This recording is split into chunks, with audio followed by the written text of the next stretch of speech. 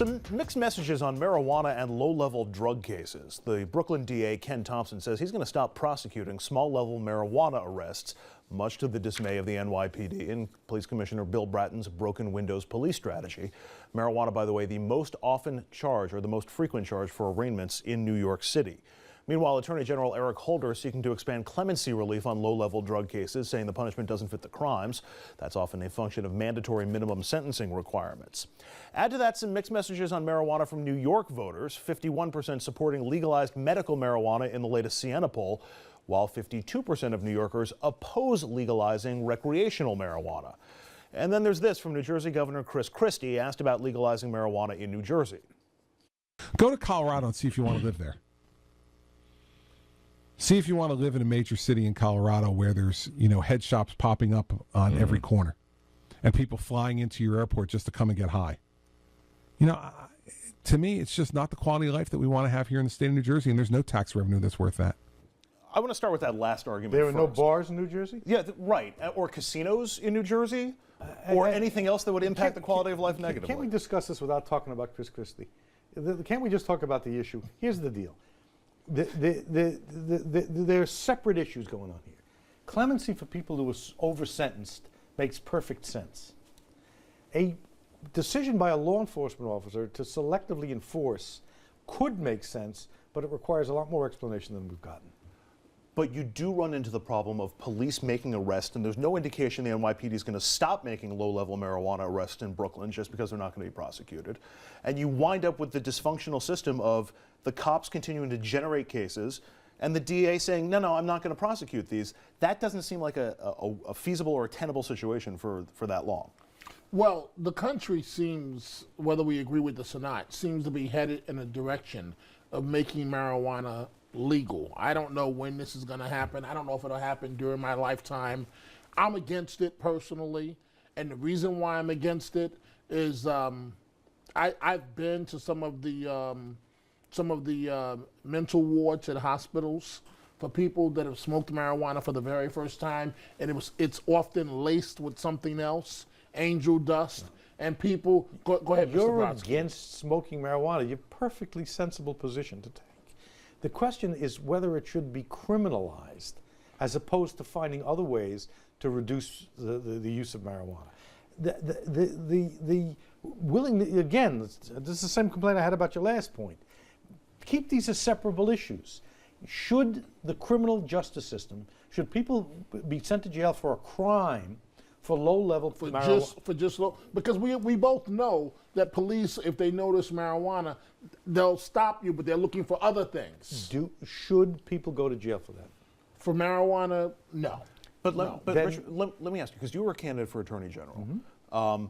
Can an Attorney General or a district attorney pick and choose the laws that he or she wants to prosecute, like the DA in Brooklyn is doing? The answer is yes. Really? In a way that Miguel Pineda of Pine Tar will Which we're getting understand. to later. Be discreet. Don't announce a policy. Prosecutorial discretion happens all the time. People get speeding tickets. They plead down to a parking violation. Those are decisions not to prosecute for the crime charged. That's part of any functional criminal justice system. Whether you want to go ahead with trumpets and fanfare and announce a law enforcement policy like that is separate. That's why I make the distinction between the Holder clemency thing and this notion of announcing you're not going to prosecute. The country is headed towards legalization. Agreed. Eventually, we won't be prosecuting these crimes because the law won't require it. Until that happens, you've got these problematic areas there's no easy answer for. And one of the problematic areas is you're going to have 4 boroughs where people who got arrested for marijuana possession are going to be locked up for a period of time. They're going to be arraigned in front of a judge. And then in Brooklyn, everybody's going for it, except you still wind up spending a night in jail in most cases. The other boroughs do not automatically send people to jail. Judges let people off with what's called an adjournment contemplating dismissal. No, I'm very well aware of that, but you still wind up in the holding cell for 24, 48, 72 hours, depending on when you get arrested. You get arrested on a Friday night, you might not get out until Monday morning. They haven't said that they're dealing away with the holding pen policy. But if you're not going to prosecute somebody, isn't that another level of unfairness to this process? I'm holding you for 72 hours for a charge that everybody in the room knows you're not actually going to go to court on. These systems are not what you see on Perry Mason and CSI Miami. These are real-life controversies about people who make mistakes, do things they shouldn't do, most of which are illegal, not all of which get prosecuted as though they were illegal. It's called a system of justice, not a system of law. I understand that, but my argument is... Let me say that again. My argument... It's called the system of justice, which requires this kind of flexibility. But it's still an injustice when the two parts of the system are working in disagreement with each other. You still have the cops who are aggressively pursuing the arrests. But Andrew, but the fact of the matter is, police make arrests, but it's always at the discretion of the district attorney of whether or not a case goes forward. Now, I know for a fact a former major prosecutor in Manhattan, who will remain nameless, if he just didn't agree, frankly, it doesn't matter what any of the officers say if the district attorney disagrees.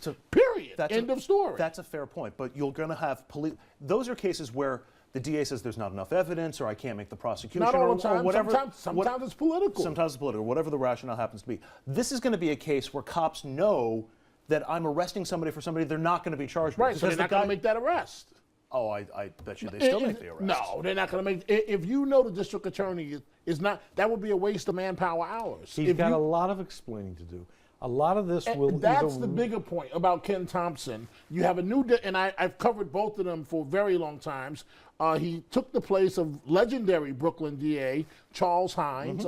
He beat him in a Democratic primary straight up.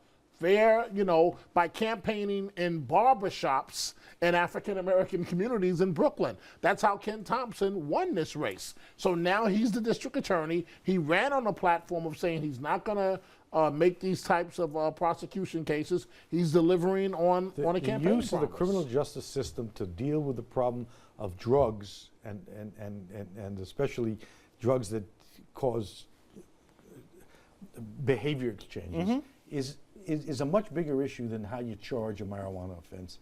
Maybe some good will come of this when it gets discussed that way. I think the district attorney needs to explain his policy better. Another interesting drug case popping up in the news today of a different sort. And up next,